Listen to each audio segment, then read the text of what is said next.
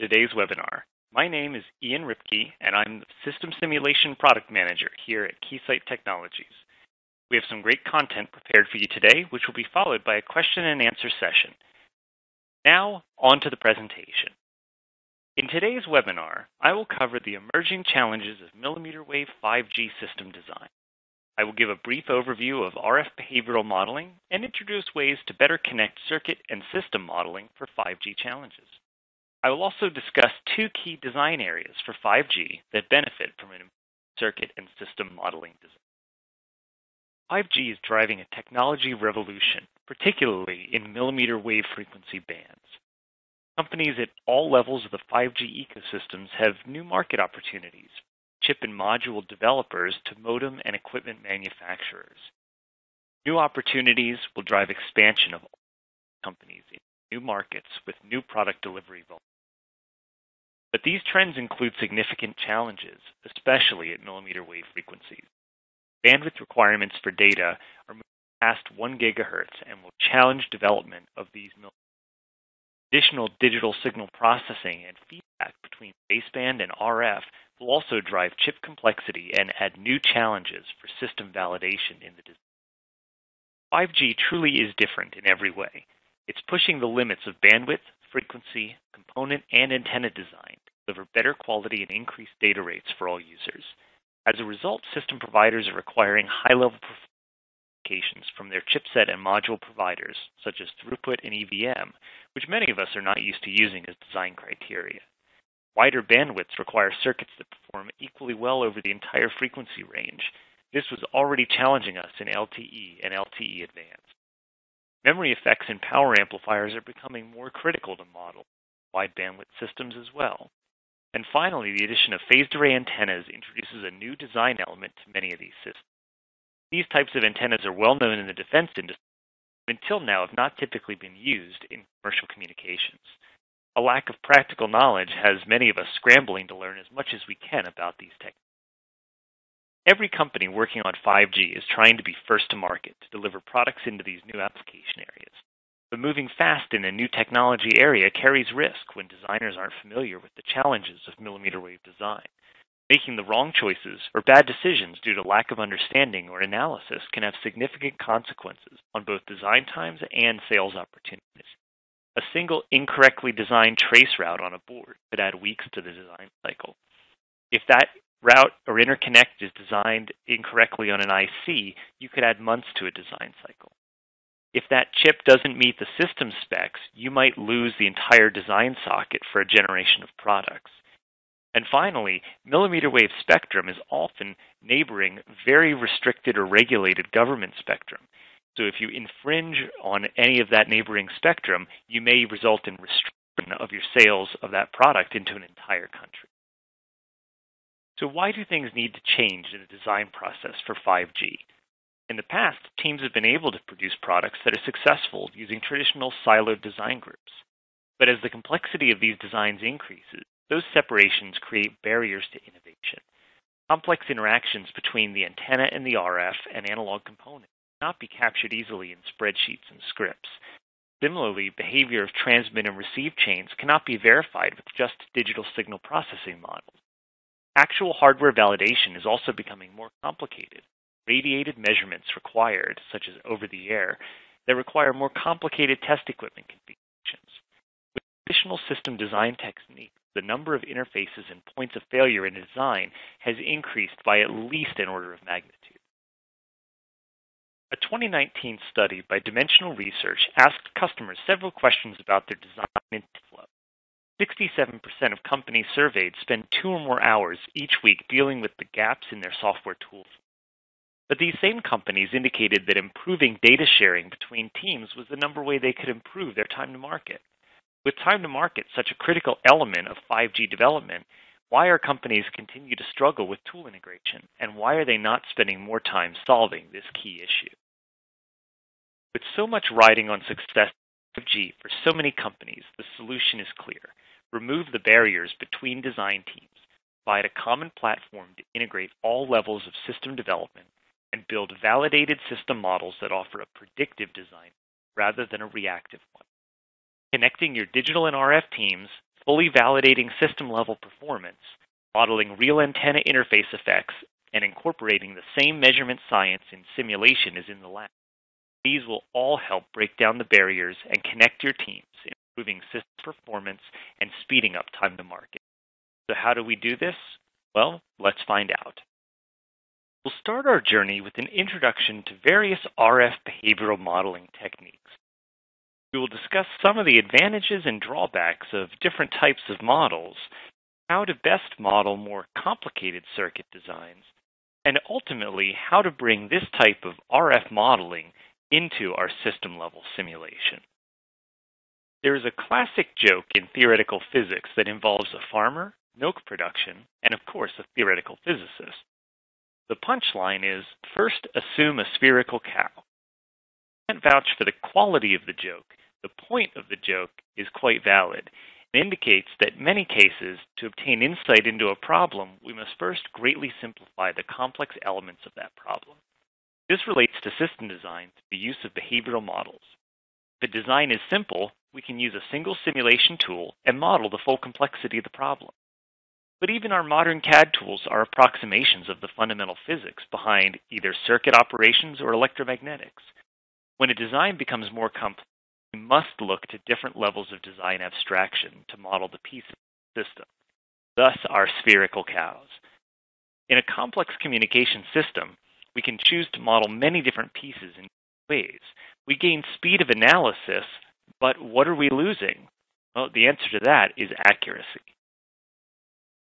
There are many different types of RF behavioral circuit models that can be used in a system simulator.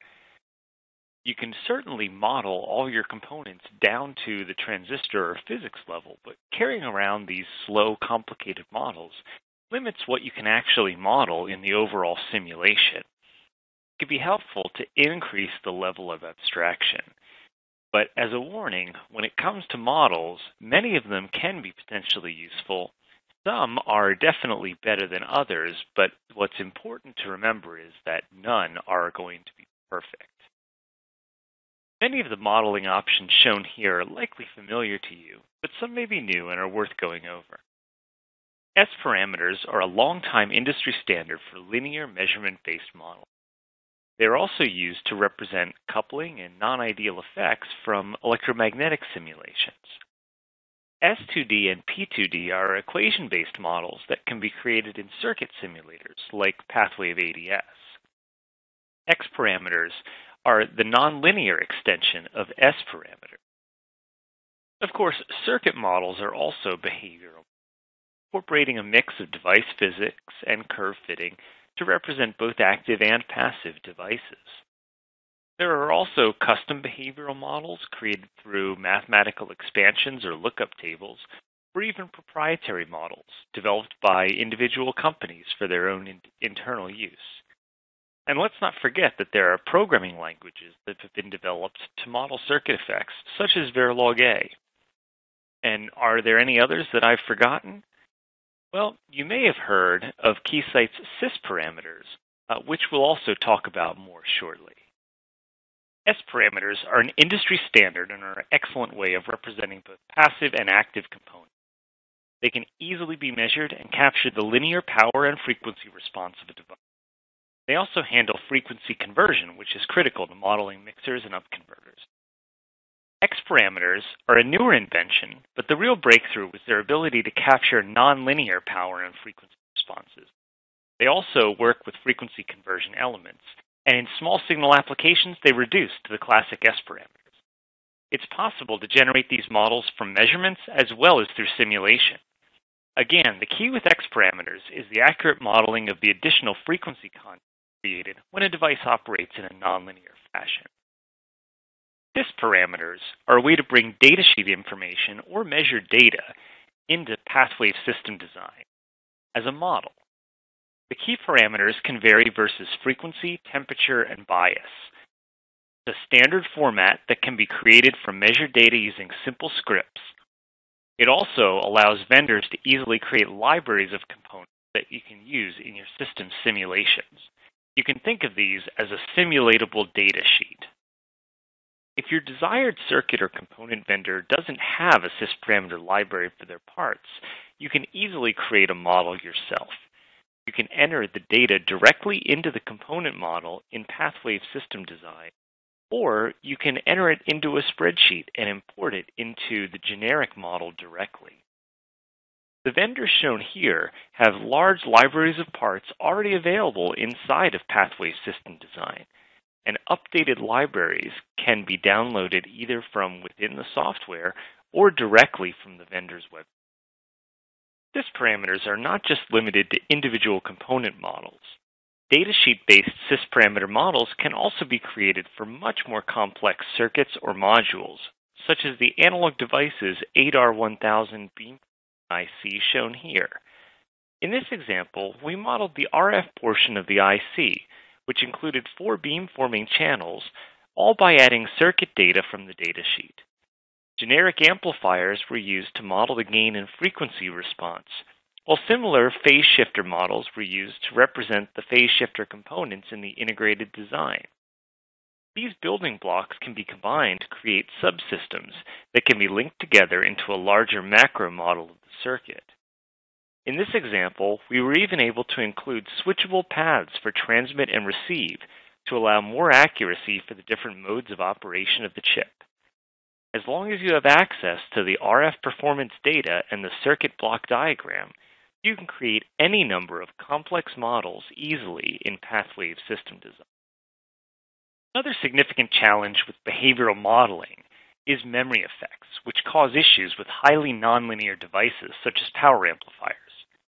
We're generally used to the output of a device being dependent on the input, but when a circuit or system has memory, it's not only dependent on the current input, but also on the previous input signals in the system.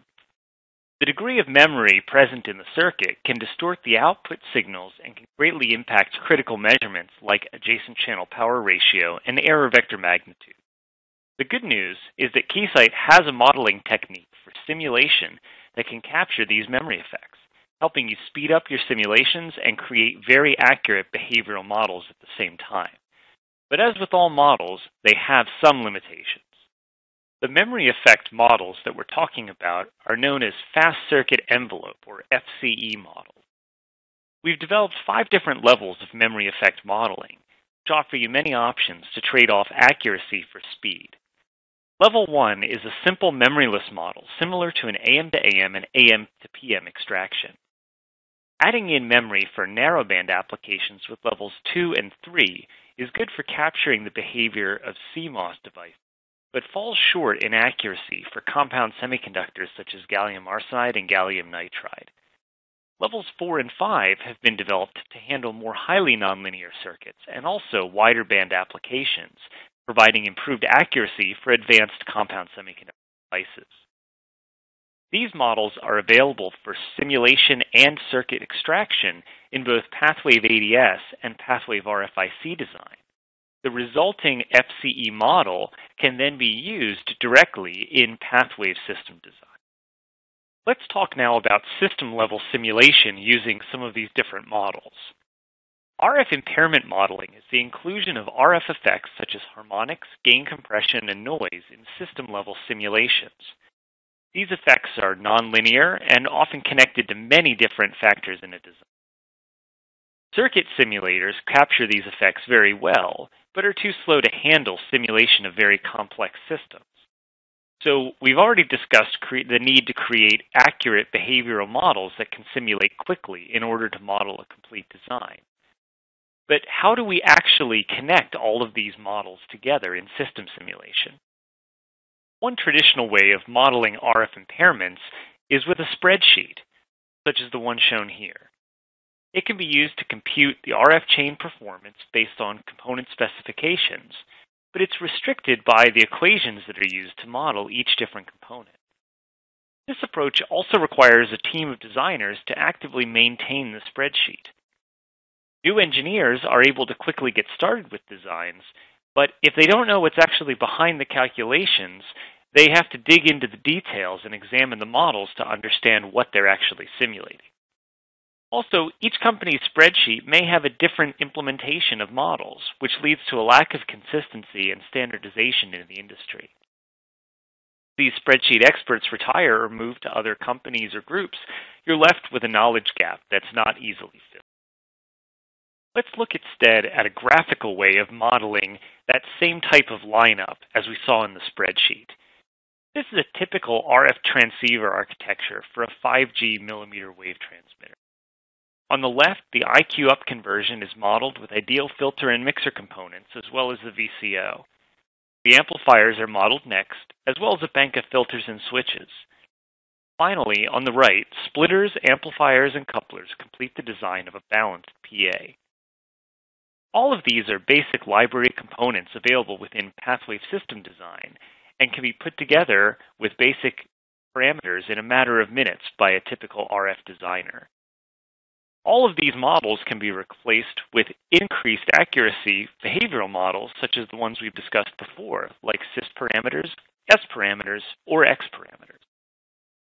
From that graphical circuit representation, in a matter of minutes, you've reproduced the entire spreadsheet of data as well as the results. You can model all the detail you need for each block, giving your results with more accuracy than a spreadsheet, more consistency, and ultimately more speed. This speed up doesn't just benefit you as a designer, it removes the burden of creating and maintaining this complex spreadsheet from the entire design group. But this type of simulation environment can also show you things that are difficult to produce in a spreadsheet, such as spur frequency and level, intermodulation products, and occupied signal bandwidth. It is also simple to evaluate multiple component options by just choosing different elements from various vendor libraries, and also allowing you to include non-ideal effects from board or module electromagnetic simulations through the use of S-parameters. Now let's take a look at how we can combine the various behavioral modeling techniques we discussed previously with the RF impairment modeling approach we just mentioned to create a complete system simulation, including digital and accurate RF models together. We will also look at exactly how to connect system-level simulations to circuit designers and to bring circuit-accurate models to system designers. System modeling varies in approach between digital or baseband and RF, but the flow of the design is the same. The two typically run in parallel in most companies or organizations. System design and specification begins with very high-level models, and complexity increases as the design is partitioned and different groups take over responsibility for implementation. Finally, the system is verified at the physical measurement stage. Here, the measured results can be compared to the system model, and the system designers can incorporate data from their measurements to refine the models, offering improved prediction of performance for future iterations or future design. This is an example of how you would use a model-based design and verification approach for a digital signal processing chain. This is what a DSP schematic would look like in PathWave system design. In this schematic, each block represents an algorithm.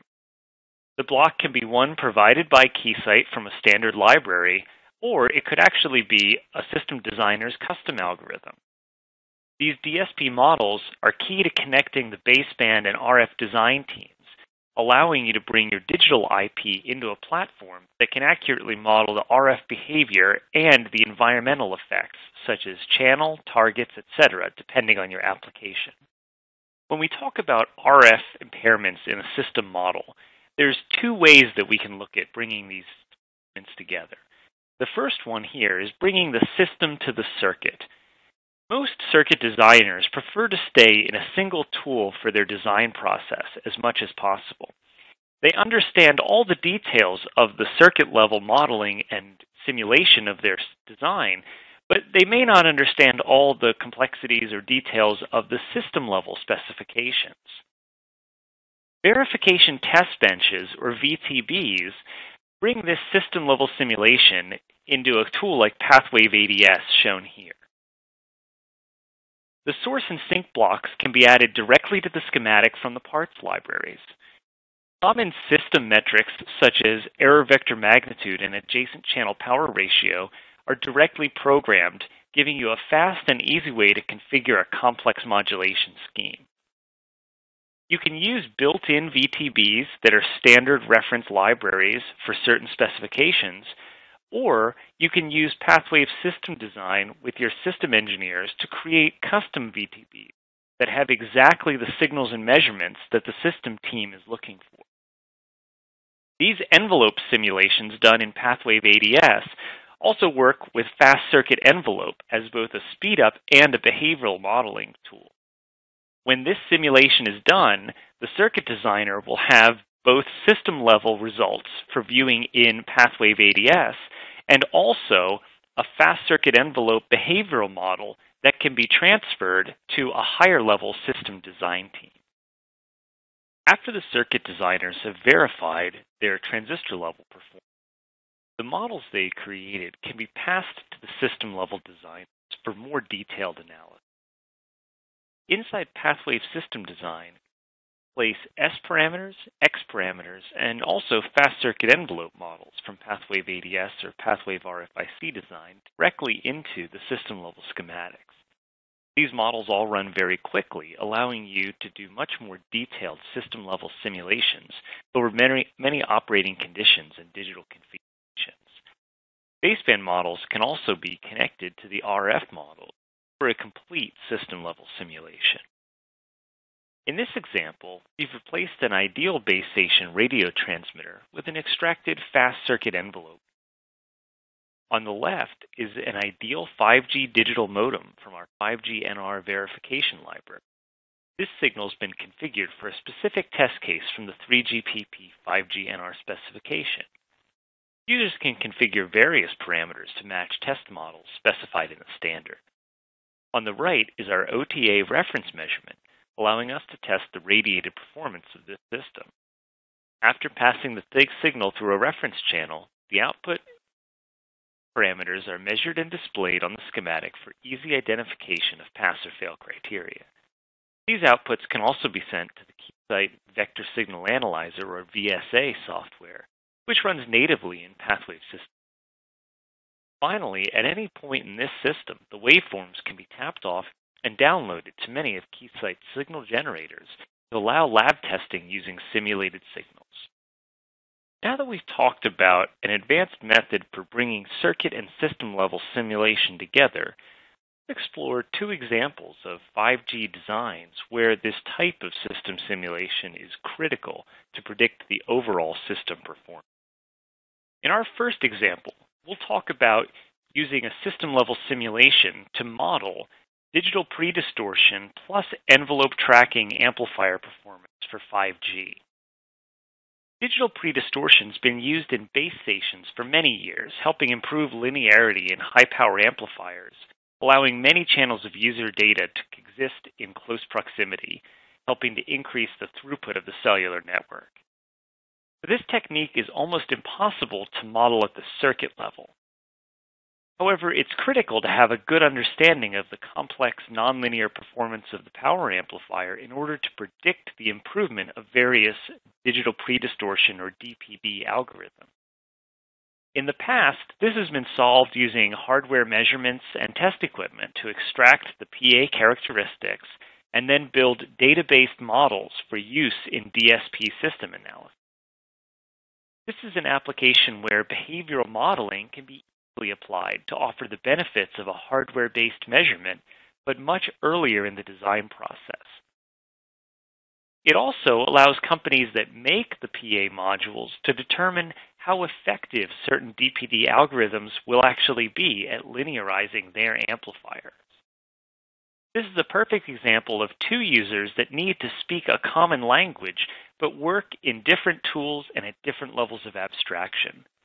By connecting them with PathWave system design, the circuit designers can bring the system to their circuit-level simulation in PathWave ADS, while the PA designers can also provide models with all the accuracy needed by the system designers, allowing them to capture the nonlinear and memory effects in their overall digital pre-distortion circuits. Another challenging 5G mmWave system design is the Small Cell Basestation. At millimeter wave frequencies, these base stations can be deployed as a mesh network in highly congested areas to enhance the coverage over traditional cell tower placement. The small cells will incorporate phased array antennas which can track users and deliver highly focused, high data rate communication links despite the user congestion. Millimeter wave frequencies can also be used to link these cells and connect them to the larger cellular network through wireless backhaul. There are many different design challenges here, including phased array architecture choice, array sizing, antenna element design, and OTA system performance measurements. All of these are impacted by both digital and RF system choices and need to be modeled together to understand the true system performance. As we just mentioned, phased arrays will be critical elements of 5G millimeter wave. A big piece of this system analysis is the antenna behavior, including the electromagnetic results of the array elements and the coupling between these elements. As we demonstrate here, behavioral system modeling can extend to the antenna array as well.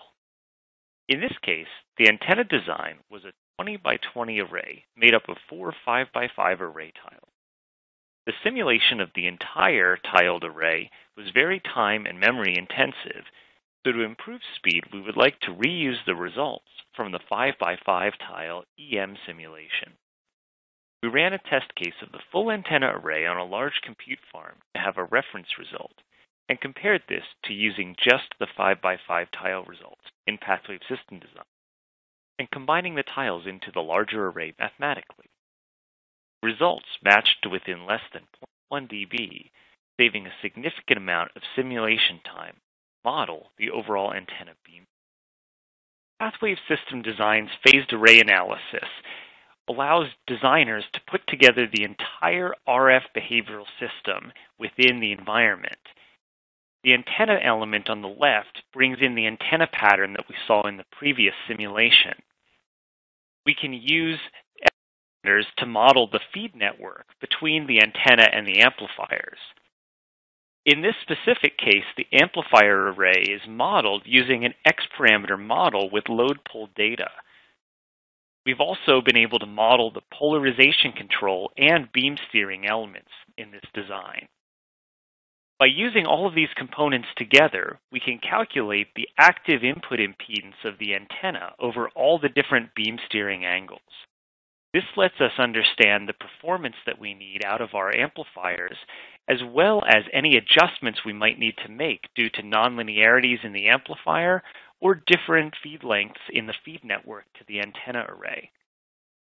This example is simulated using our frequency domain engine in PathWave system design, but this entire block could be placed at a higher level schematic in a time domain analysis, where we could bring in the modulated signal analysis and also measure the over-the-air performance as we've demonstrated in several other schematics. Only by using a tool such as PathWave system design can we really capture the RF impairments as well as the digital effects that are happening in this millimeter wave small cell base station.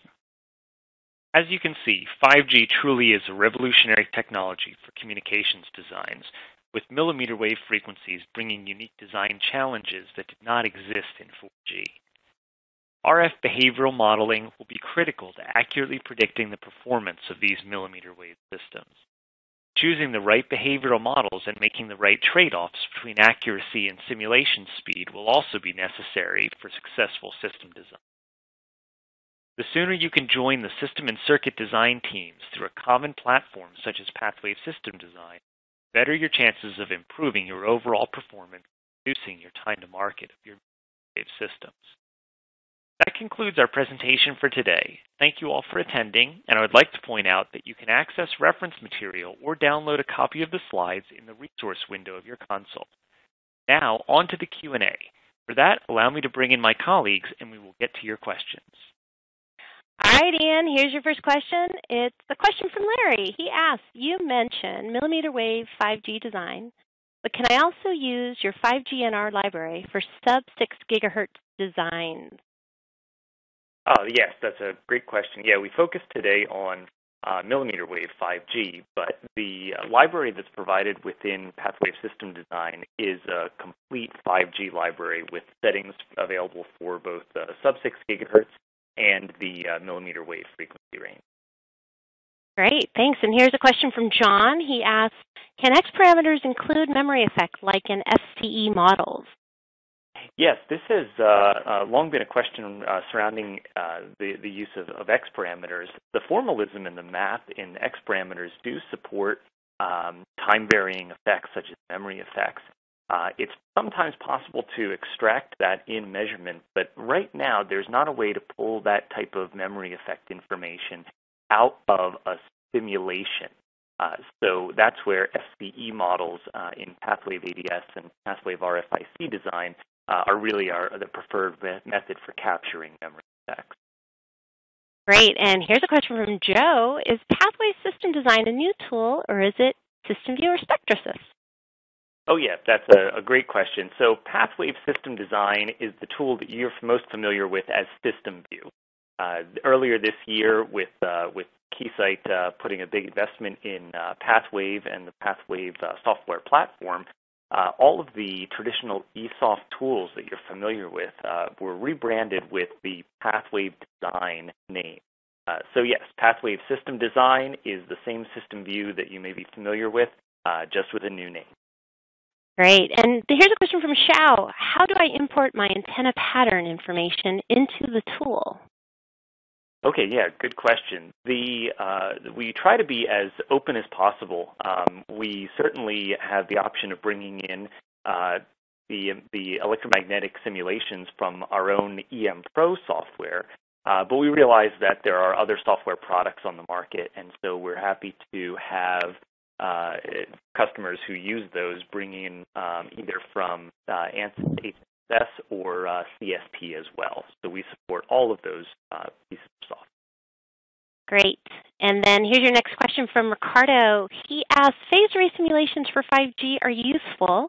Can I use this design flow for traditional radar design as well? Yes, PathWave System Design is not limited to just 5G or mmWave communication. The phased array tool that we have inside the software will work for aerospace defense applications as well. We also have a radar and EW library that's available to help radar system designers. So this is available and usable for all types of radar, aerospace defense, and automotive as well. Thanks for attending today's webinar, brought to you by Keysight Technologies. Join us next month for the continuation of our engineering education webinar series, and enjoy your day.